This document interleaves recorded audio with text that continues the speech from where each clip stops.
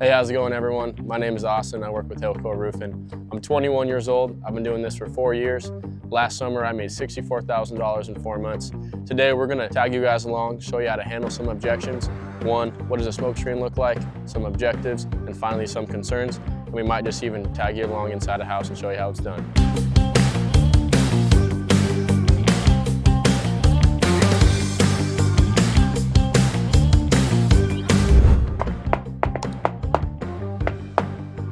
Hello, hello, anybody home? So unfortunately, we didn't have anybody answer the door, but every single door we knock is a win. Today, we left a letter on this gentleman's door. We're taking care of right down the street. So we'll kind of leverage that as we go along, but everything is a win. What I always like to do is when I go back into a neighborhood, especially when I've knocked multiple times, it's always good to leave a letter because you can leverage that and say, hey guys, I left my letter just trying to catch a name to a face, and then you can kind of explore it that way. That's one thing a lot of people don't do, and it can get you really far on the door just because you're there for a reason. You always want to be there for a reason. When you leave a letter on the door, you give them a reason to why you're in the neighborhood, and then when you knock that door and you talk to them, they're like, yeah, we got your letter. We're not really interested right now, and then that's when you can kind of go into, reassuring the customer, hey, like, no worries, I totally understand. Nancy said the same exact thing. What we're doing is a little bit different. So you're reassuring the customer, you're overcoming that objection. And then last but not least, you're ending on a benefit and an open-ended question. Yeah, hey, the real reason we're out here is we're just giving some documentation and some information for all the neighbors. That way, if there is something going on, then you guys are at least aware of it so you can take some preventative measures before storm season. Hey, real quick, do you know how old the roof is? I noticed you guys had some wear and tear like some of the neighbors.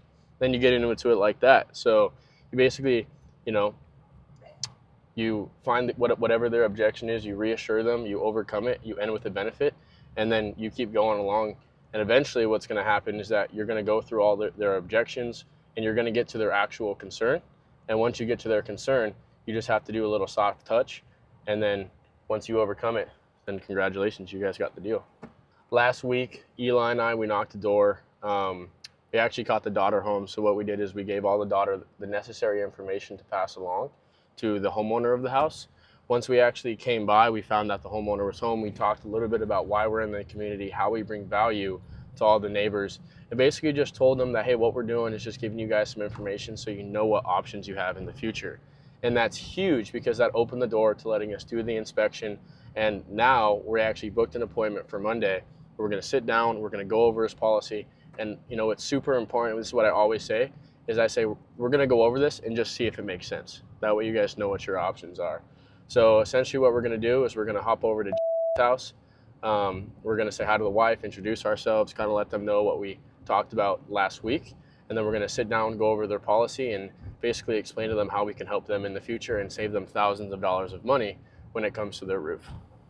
So you guys will see, we'll tag you along. And we'll try to get some footage inside the house so you guys can kind of see how I situate myself, how I present things to the homeowner, and how I make it super nonchalant. Because at the end of the day, we're there to help them. We work for them. We don't work for their insurance company. And that's a big benefit because we want what they want. And one thing I always like to tell new reps is that don't be salesy. Like you're there to educate at the end of the day. You're there to explain their options. You're there to show them exactly what's going on.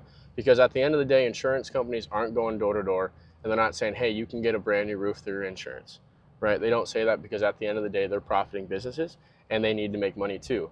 So we're there to advocate for the homeowners and make sure they're getting everything under their policy. When there's a lot of new reps, what they do is they don't knock no soliciting signs. And what I tend to find is you're missing out on a completely new market. Most of the time, people just get some no soliciting signs so they don't have like people harass them at the door.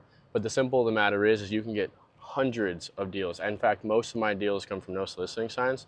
Yeah, and most of the time too, if you have like a no soliciting sign on the door, a lot of people aren't gonna knock it. And you can't be scared of rejection. You can't be scared of saying no.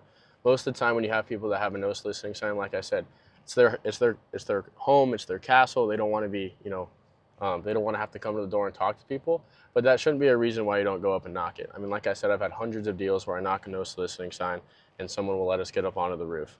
Most of the people don't even know they have it there, right? So when you approach a door like this, just approach like it's a normal door. I mean, most of the time, like, you'll find that they're pretty reliable, they're pretty cool people. And I've had tons of great conversations, which you guys will see in a minute. Howdy. How's it going, man? We've been trying to catch you home. Every time we come by, it seems like no one's here. I'm Austin. This is my bodyguard, Ollie. Beautiful home you have here. Yes, sir. It's beautiful. We were in the neighborhood. We actually take care of about 4 homeowners. I don't know if you know down the street or but what we kind of tend to find is that all the roofs here are a little bit older. I had a quick question. I take it you're the homeowner? No. Gotcha. I'm a renter. You guys rent? Yep. No worries, man. No, Yeah. Not my problem. What I'll at least do is I'll give you some information on us. I kind of leave a letter to people. Essentially, if you could do, just pass it to the homeowner, because like I said, we're not here to like sell you guys a roof, but just give you some information and some options for the future. So on that one, right, we had a renter. So there's not much you can do with a renter. Obviously, they're not going to let you up on the roof. But I always take a shot and try to reach out to the homeowner. Especially with the condition of their roof. As you could tell, Hayden knows it's 20 years old. He knows there's probably some stuff going on. So the biggest thing I'd try to help with is like, hey, let me get in contact with the homeowner. Let me at least send them some information. And you never know. If you pass some information along, they may call you back, which we've had in the past. But the most important thing is just giving them some information so they can pass it to the homeowner. How to position yourself on the door. When I knock on the door, I always want to be set up at an angle so I don't come off as like, overwhelming. I always want to position myself not like 45 degrees from the door, right where the hinge is, so the minute they open, they see my face. And I'm always going to be looking down at something like I'm working. So for example, when I have this booklet here, I'll have it open, I'll be reading through my report, I'll be looking through something. That way they say something first, and then the minute they say, hey, I'll look up, I'll be like, hey, how's it going? Glad to catch you home. My name's Austin. Pleasure to meet you. That's just kind of one way where just it's the little things if you want to separate yourself. Just kind of shows that you're a professional, you know what you're doing, you're there for a reason, which can build rapport and build trust later down in the conversation. One thing I think is super important for new reps, especially if you're going in a door-to-door, is be super detail oriented. When we go into a neighborhood like this, and I'll show you guys on the camera, I have notes for every single person I talk to. I always try and figure out what their name is, what they do for work, if they have any pets, how long they lived in the neighborhood. Because when I go back, right, like nobody's perfect, you're not going to remember everything. But when you go back to a second touch like this, like we did with, you have their name. You can say, hey, nice to meet you. I just talked to the wife, your daughter. I heard you guys have lived in the home for over 15 years. I heard you have a dog named Angel. Love that. You guys live in a beautiful neighborhood. And right off the bat, you don't come off as a stranger. You're someone who's been in the neighborhood. You know what you're doing. And I can't emphasize this enough. The quicker you're able to build trust, the better you're going to be as a salesman, because people will not go with you unless they trust you, right? Because at the end of the day, whoever is going to do their roof, it may be you, it may be somebody else, they're going to go with someone that's going to give them, one, a good product, a good experience, and one, someone they can trust. So just keep that in mind. Take your notes, be super detail oriented, because you never know. You might have a note in there, you might be there for 2 weeks, you've never seen a car, and then boom, you have a car, and you have all those notes from exactly what happened, even if you talk to the daughter or the wife, because the secret of it is timing. Timing is so important. It may not be a good time for them now, but it may be a good time when the husband's home at 3 o'clock after work and he works in construction and he has a dog that's 5 years old. So the more notes you can put in, the better you are to succeed. So one thing I like to do when I build appointments is build obligation. So I tell people, hey, like before I show up, just have your policy information ready. What I'm gonna do is I'm gonna compile a report for you guys. That way you guys have all the proper information to make a decision. And then when I set the appointment, so like for example, we set this one for 3 o'clock, I text them when I'm about 15 minutes away, just letting them know I'm gonna be in the neighborhood just to solidify that appointment. And then when I pull up, I'm not a stranger, right? So you'll see on this one, this is house right here. Last time we pulled up, we found a lot of stuff going on as far as the roof. And we basically told them that, hey, here's what we're gonna do. We're gonna sit down, we're gonna go over all this. I'm gonna explain the processes for you guys, just your 3 options. One, if you guys decide to repair, go through retail, or get it fully approved through your insurance company. So we'll sit down, we'll look at what he has as far as coverage, and then we'll make a decision based on what he wants to do. Like I said, I never push them in a decision. I let them be the judge. Cool. So we just talked for a little bit. Basically looked through his policy. He has what's called replacement cost coverage, which means that the insurance company will pay 100% of the loss. The only thing he's responsible for is his deductible. We went over all his objections last week, so it was pretty straightforward. We just looked over his policy, showed him kind of what the AOB was and the LOR, and now we're gonna hop up there, take a few pictures. We'll bring you guys along and show you kind of what we're looking for as far as roofing damage. So we're gonna help out. We're gonna put a sign in the yard. We like to let the neighbors know who we're working with, so if they have any questions regarding their roofing system, or if they're just kind of curious on what we do, they can give us a call. Most of the times too, we help the homeowner out. So for example, a lot of people here, they get knocked a lot by other roofers.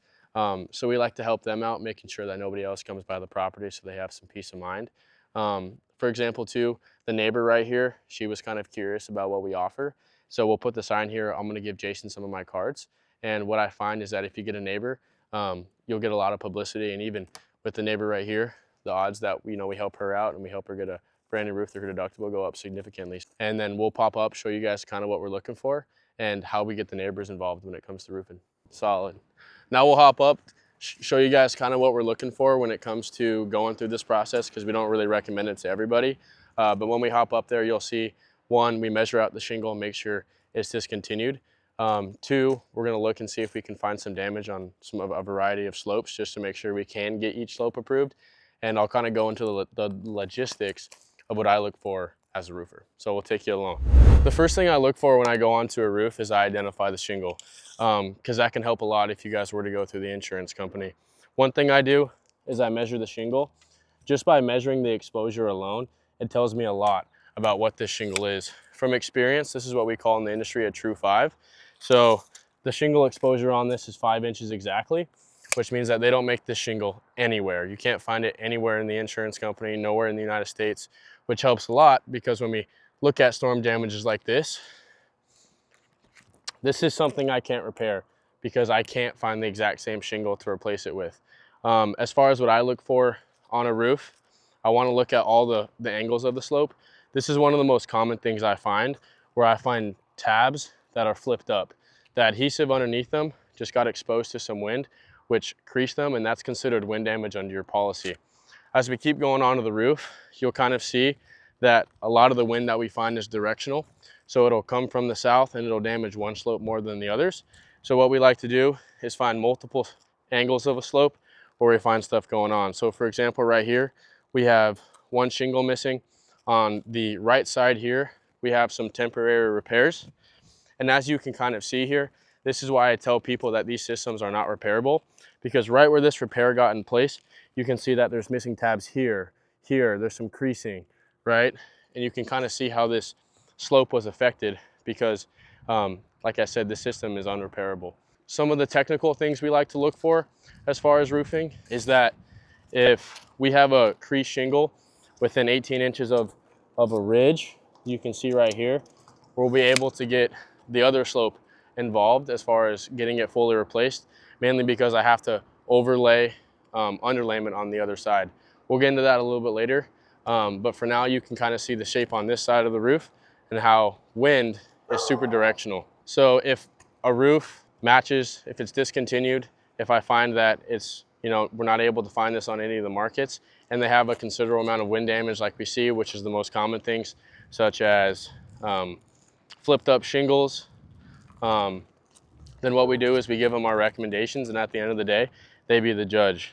As you can kind of see right here, this is another technical thing. So we have a tab that's flipped up. You can kind of see the crease mark, which is what I'm looking for as a professional roofer. And what I like to do is just measure it from the ridge, because again, if I have any damage that's 6 inches below that ridge, I have an argument stating that I need to overlay underlayment on the other side, which is how we get these back slopes approved. So if you guys have any questions, or you guys want to see if your roof qualifies for insurance, drop a comment down below. We'll see if we can help you out. One of the biggest things when I get onto a roof is, one, I like to take a chance and look at all the neighbors' roofs. One of the biggest things you can find is that when you're on a roof like this, you can look and see the status of the other neighbors' roofs. So when we were downstairs, we talked to we kind of let him know what we were doing, but we also got some valuable information on the neighbor. And as you can see, we can see that there's a shingle that's missing up on the ridge. The roof's around the same age, and if I had to guess, it'd be a Tamco Dallas shingle, which is what a majority of the people in this neighborhood have, and that shingle is discontinued. So The purpose of why we do the sign, the purpose of why we get to know the neighbors is so one, we have the opportunity to help them out, kind of give them their options, and then let them be the judge as far as what they want to do in the future. So, a good question I get asked is like, why are some shingles discontinued? And, the real answer to that is that every like 10 to 15 years, they're always going to a better product. They're always upgrading their shingle. And so one way that roofing manufacturers can get is they discontinue the shingle so they can obviously put better and newer products out to homeowners. So as you can see on this one was a true 5, which means we can't find it anymore. So I guess it's one way for manufacturers to kind of put their product out. And it helps us because, like I said, it helps get a full approval. Whenever you're going through a neighborhood and you're looking at like, should I knock this house or should I knock that house? Just remember that, sometimes, like I said, wind is directional. So you may be looking at a house that doesn't look like it has damage, but when you pop up there, it's got maybe 4 or 5 shingles missing. One of the biggest things I try and look for is one, get to know the shingles. When you know what color you're looking for, if you know there's drip edge on the property, if you look at fascia, these are subtle tails that can help you get on more roofs. Yeah, if you ever guys wonder what I use on a day-to-day basis as far as roofing, I'll kind of let you know. One, mandatory, some gloves. Being out here in Arizona, it gets really hot, so you don't want to burn your hands. I'm able to kind of look at the shingle, look and see if I can find some cellophane and make sure that my hands are protected. The second thing I use on a day-to-day basis is my tape measure. This allows me to identify the shingle, see if it's discontinued or if it's current, and kind of get a basis on what the damages are as far as the roof. One of the biggest things I use on a day-to-day basis is what's called a telescopic ladder. This is able to fit in any car, so I used to drive a Jeep, a little Jeep Compass, and I'd be able to fit it in the back. One of the biggest pros of this ladder is that one, you can fold it down so it's super easy to fit, and it'll reach up to 12, and there's even an addition where you can go to 18 feet. You can pick these up anywhere. You can go to Harbor Freight, Walmart, Lowe's, Home Depot, and they have a variety of options for you guys. So there's 3 types of pushback you'll get on the door. Number 1 is a smoke screen, number 2 is an objective, and number 3 is a genuine concern. Let's dive into each of them so you guys know what to expect on the door. Number 1 is a smoke screen. That's like, I'm busy or I'm not interested. These are kind of things just to brush you off the door. One thing I like to do to get past them is just be like, yeah, no worries. The biggest thing I'm finding is 1, 2, and 3. Really, when it comes to smoke screens, all you got to do is push past them to get to the real objection. Yeah, number 2 is a real objection. It has some logic to it. Like, I don't want to pay my deductible or I already have a roofer. The biggest 3 things to combat an objection is 1, reassure the homeowner. Let them know, hey, no worries. Actually, a lot of the neighbors were thinking the exact same thing. 2, overcome it. Here's kind of how we do things differently. 1, we give you a detailed document letting you know why we're up there. We give you guys some information and some documentation. And then 3, end with a benefit and a question. How this is going to help you guys out is that you'll have time-stamped evidence of when these damages occurred. That way, if you were to go through something in the future, you have some documentation. And then last but not least, end with an open-ended question. This is crucial. One thing I like to do is do what's called a idea moment, which is where I say, hey, real quick, I had a specific question on the property. Do you know how old this roof is? That way you can expand it, take control of the conversation, and lead it to where you want to go. Number 3 is a genuine concern. So some examples might be, hey, my wife is in surgery. I really don't have the money right now. And that typically comes up if they ask an objection 3 times in a row. So the biggest thing you can do is just to overcome it. So you understand what the objection is, overcome it by saying, hey, like I said, I completely understand. And then you have to resolve the objection. So say, hey, here's how we can help. And then, like I said, end it with another open-ended question. One thing I like to do to stay organized is, like I said, I'm very detailed. So I use a CRM where I'm able to document all my conversations with homeowners. All the yellow homes that are on there are not homes. So I'm able to kind of follow back through a neighborhood, see who I miss, see who I can talk to. Whenever I have someone I have talked to and they're a possible lead, I'll mark them down as a follow-up. I'll then go into the notes and I will explain like what exactly we talked about. So you'll kind of see for here, I talked to Isaac, inspected the roof claim. He filed a claim 2 years prior with a different roofing company. When I got up there wasn't any damage besides the granule loss, which was super cool. He was a respectful dude. Unfortunately, he didn't qualify through insurance just yet, but I sent him over some documentation about his roof and our company.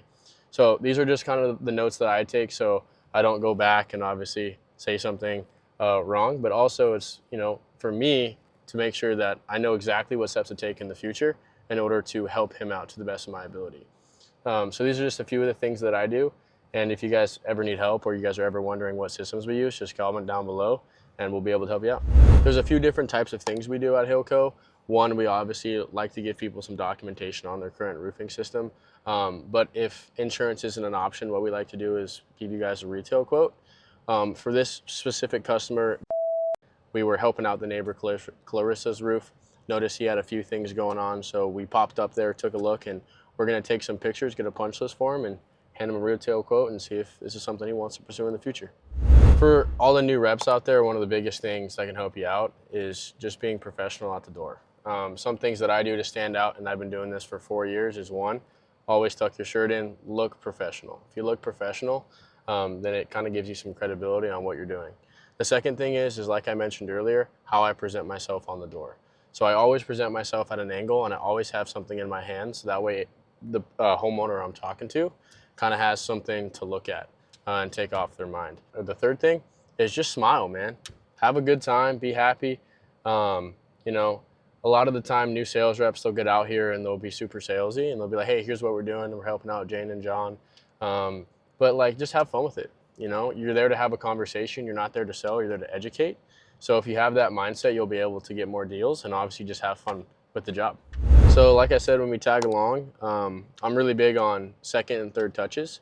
For example, Miss, she's a sweet lady. She's a little bit on the older side, and I let her know we're taking care of. The first time I came by, we went up onto the roof. I noticed a lot of things that were a concern to her.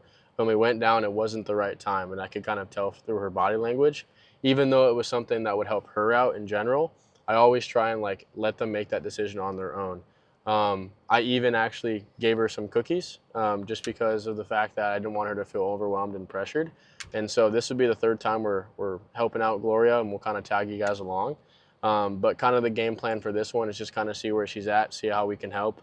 And the last time we came by, she had a few questions regarding her deductible, as well as our liability insurance. So I'll kind of go through them with her and see if she's ready to go. Hey.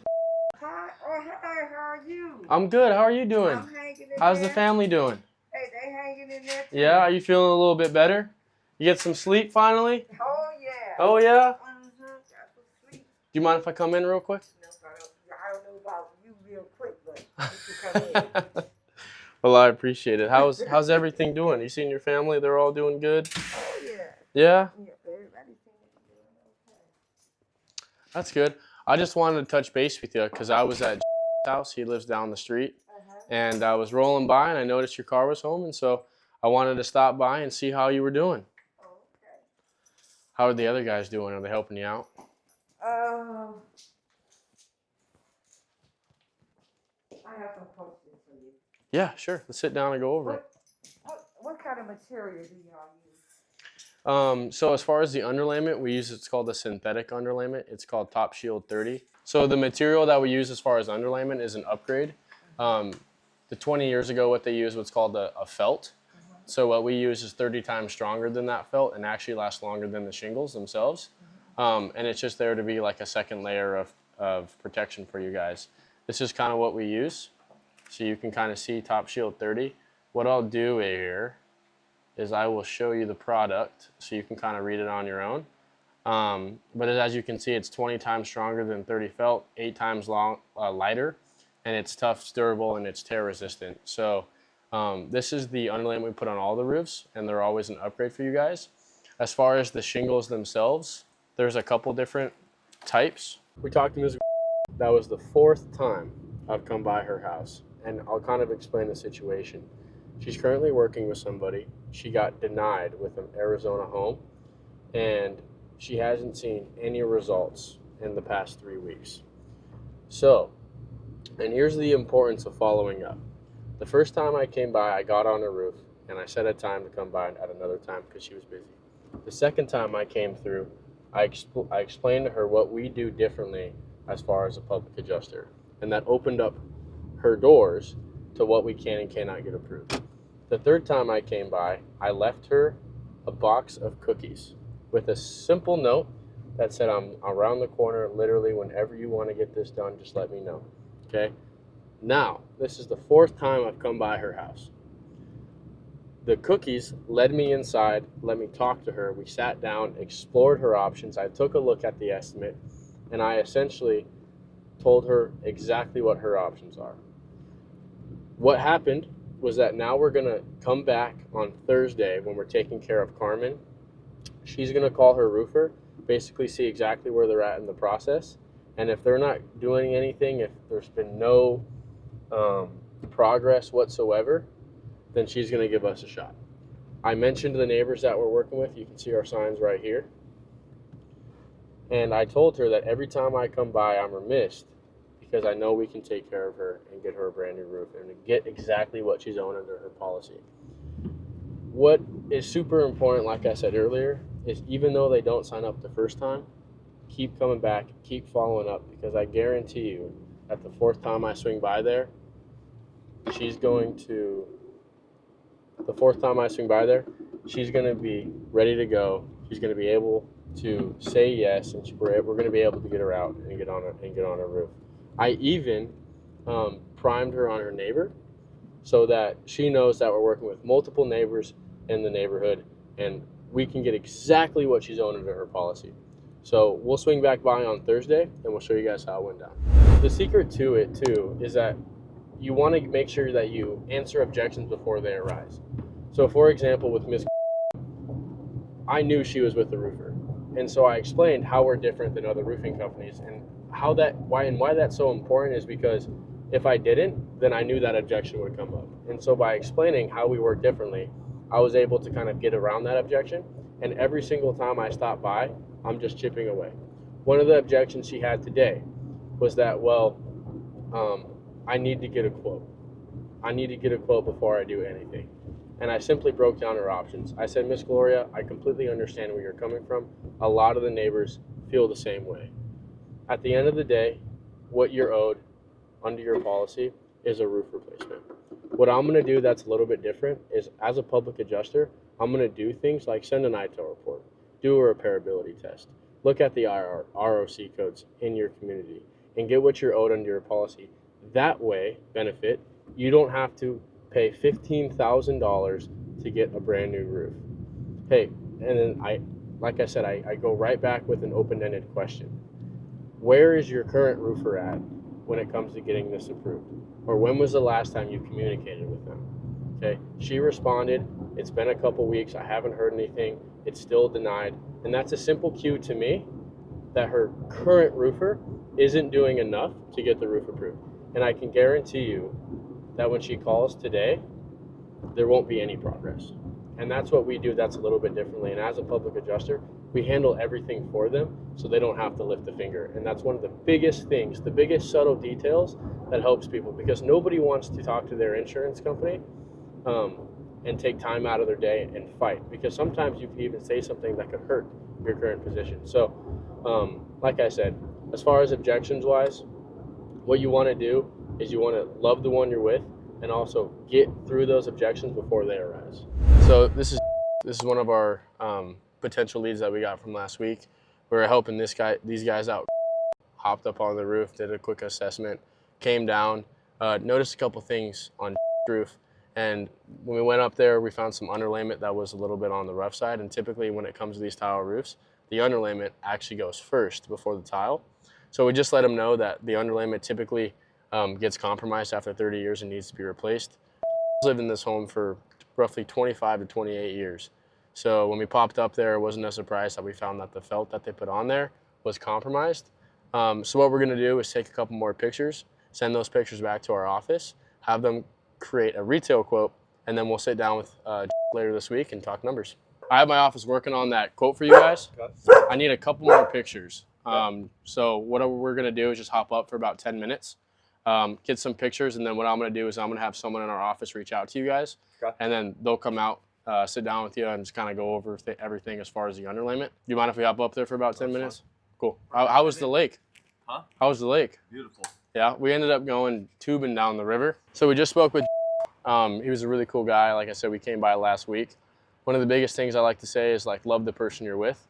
Last time we were here, we weren't super salesy. We were just letting him know of the value we bring, what we can offer him as far as, like, giving him at least a quote. And helping him understand his current system. So what we're going to do is we're going to grab a couple pictures on the roof. We'll tag you guys along with us and just show you what we look for as far as getting these things approved. Real quick, we were able to hop on roofs. He's got a huge tile system here. One thing I always like to point out when I'm looking on these is like any points of contact where I can have water coming through. So as you can see with a lot of these older tile roofs, they just begin to crack and just to deteriorate just based off the system. So this is why a replacement of the underlayment is so vitally important, because it protects any water from getting into your system. I'll kind of explain that what the steps we take to look at the underlayment. What you'll see is we'll go somewhere in the middle of the slope, we'll slide a tile out, make sure we can identify it on the back. That way we have a good way of looking at the underlayment below. So you guys will kind of see what a 25-year-old underlayment looks like and kind of the steps we take in order to get it replaced. So what we're gonna do is, especially on these tile roofs, we're gonna slide one of these tiles out, just like what Eli's doing right here. And this is how we actually are able to look at the underlayment below. As you can see here, there's a ton of dust and debris on this underlayment. And if you just scratch away at the surface, you'll see actually, yep, you'll see some watermarks on the underlayment. It's super important to document this. And one thing that we do is we take a picture at the back of this shingle or this tile, as long as the front, because this helps us identify whether or not this tile is discontinued or currently being made. Hypothetically, if we were to go through the process on this and give this guy a retail quote, we'd have to put into consideration the discontinued tile, just because with these systems, there's gonna be a few that are cracked or replaced. So we'll put this back in, we'll get some proper documentation, and we'll write something up. That way we can hand it. So I'm gonna get all the proper documentation on this, basically show my people in the office what I'm looking for, because when I send all these pictures to the office, this is the only thing they go off of. So we'll get some pictures, we'll take some pictures of all the components on the roof, and we'll show you guys exactly like what the steps we take as far as doing a punch list and making sure that we get everything on the estimate. When we hop on systems like this, it's super important to get a grasp of what kind of tile it is. The main reason for that is because hypothetically, if we were to do an R&R on this roof, we'd have to make sure that we identify the tile, because more often than not, when we get the quote back, these systems are just old in general. And so we have to make sure that we can find the exact same tile. That way we can put it back. If the tile were discontinued and we can't find a current match, what we're gonna do is put all the tiles that are matching on the front side of the slope, and then find something with the exact same color and the exact same compatibility sizes, so we can put something like this back in and not noticeable. It's super important to have proper documentation when you get on a roof like this. And as a homeowner, it's super important to have someone check it out, because stuff like this can go unseen. And so that's why we like to bring it to the homeowner's attention. And when it comes to stuff like this, we make sure to put it into the quote when we send it over. For a lot of people out here who aren't aware of roofing, this is pretty problematic. This allows water to get down underneath, which could possibly ruin your decking, your underlayment, your insulation, and if you have a popcorn ceiling, it can leave a nasty stain. So we always encourage homeowners to have someone take a look. That way they can prevent having problems like this in the future. Essentially what I do when I get onto a roof like this, especially one that qualifies for an R&R, is I have to make sure I get all the proper pictures. As you can see on this system in alone, we have 6 dormer vents. We have multiple pipe jacks, multiple T-tops. When I write this quote up, I have to make sure I put all these into consideration so I can give the most accurate quote possible. What I do as far as a punch list is I'll document any components on a roof. I'll measure all the valleys on the back slope, on the front slope, on the sides, and I'll even take a picture of the tile itself. That way we can identify whether the tile is discontinued or current. We know all the proper measurements as far as the valleys go, as far as the ridges go, and as far as all the components we need to replace when we get this thing done. Cool, so yeah, we spoke to, like I said, super personable dude. Last time he came by, he was going to the lake, so I kind of started off with that just to be personable with him. And like I said, love the one you're with, right? Took some pictures, kind of let him know exactly what we did. So took some measurements of his valleys, took some pictures of his components, like his T-tops, his pipe jacks, his dormer vents, measured every single valley. And he's a roofer, so he completely understood. The next thing I wanted to do was find a time where I could have someone from our retail department come by and sit down with him and look over the estimate. So I did what's called an assumptive close, where I just assumed and said, hey, if we were able to come by on Friday, would that work for you? And he was like, yeah, absolutely. And then as far as the time, I said, yeah, just 1 o'clock or 3 o'clock work better. That way, you know, we're going to meet with him regardless. It just depends on what time he wants. So we're going to meet with him. I'm going to go back, talk to the retail office, get that R&R written up, and then we're going to sit him down, walk over everything, and see if it's the right fit for him. Hey guys, like I said, name's Austin. Thanks for watching. Objectives are part of the game. You can't be scared. You got to be confident. You got to lean into them. Just remember, it's part of the game. As you can see, we hopped on 2 roofs today. We've gotten 11 deals in the past 10 days. If this helped, drop a like on the video, comment, and subscribe. If you have any crazy objections you'd like us to go over, comment them down, and we'll see if we can get them in the next video.